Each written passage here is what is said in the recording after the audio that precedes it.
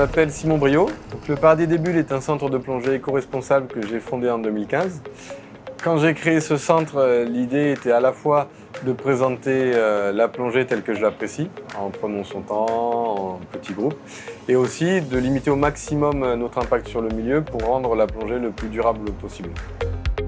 Et en fait, chaque année, on essayait de voir comment aller plus loin dans la démarche.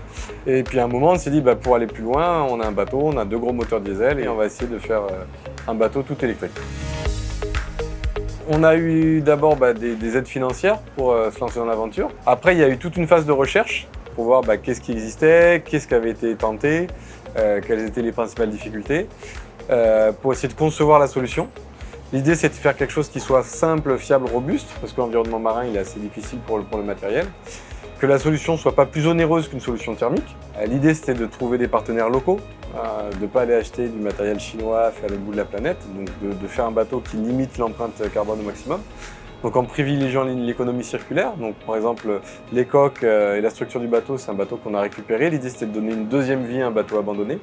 Tout a été conçu et réalisé pour le projet. Du coup, quand on a les clients à bord, on profite du coup d'avoir le temps pour leur présenter un peu le cadre, leur présenter ce bateau, ses particularités, pourquoi il est là, et puis leur présenter l'environnement dans lequel on évolue et de les sensibiliser et de voir comment finalement chacun peut faire un petit geste de son côté pour limiter son impact, comment faire attention et pour que tous ensemble on trouve une solution. L'idée, c'est que d'ici l'année prochaine, on puisse tenir 2 mois en totale autonomie d'énergie. De finir des aménagements pour rendre le bateau totalement accessible aux personnes à mobilité réduite.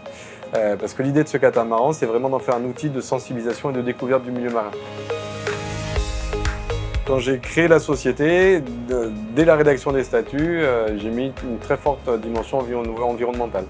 C'était vraiment quelque chose qui était important pour moi. Fallait que ça ait du sens à mes yeux. C'est des choix, il faut s'y tenir, c'est pas toujours évident.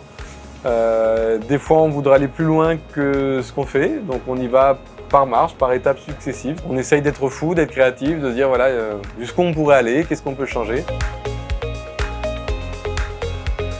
On est très fiers parce que pour nous, c'est une récompense de plusieurs années de travail. Juste le projet de bateau électrique, c'est 3 ans de travail entre la conception, la recherche de partenaires et la réalisation. C'est une belle récompense et puis ça permet de faire parler de notre discipline, la plongée, de faire parler de Port-Vendre, de la région, de nos partenaires et de promouvoir un peu toutes ces démarches-là et de dire oui, on peut avoir d'autres approches, allez-y. Vraiment, l'idée de ce bateau, c'est de faire un démonstrateur pour dire c'est possible. Il y a plusieurs pêcheurs qui sont venus me voir pour discuter. On peut avoir d'autres activités qui sont compatibles, donc de faire des tests sur différents types de bateaux, différents scénarios d'activité. Moi, j'ai mon fonctionnement sur des sorties à la journée, mais on peut envisager d'autres fonctionnements et de tester ça pour pouvoir accompagner en fait des gens qui voudraient se lancer dans l'aventure pour faire ça. Ce bateau électrique, c'est un superbe outil. Les performances en plus vont au-delà de nos attentes et du coup, il ouvre plein de perspectives. Et donc notamment, on voudrait mettre en place des séminaires, des journées team building avec des entreprises pour faire des sensibilisations à l'environnement avec des ateliers de fresques océanes et profiter du cadre assez exceptionnel qu'on a sur la Côte Vermeille pour faire une sensibilisation. Voilà, on est sur un bateau électrique, dans un cadre beau, au-dessus de l'eau et on va parler des problèmes de l'environnement et notamment des océans, des mers, des difficultés auxquelles on fait face aujourd'hui.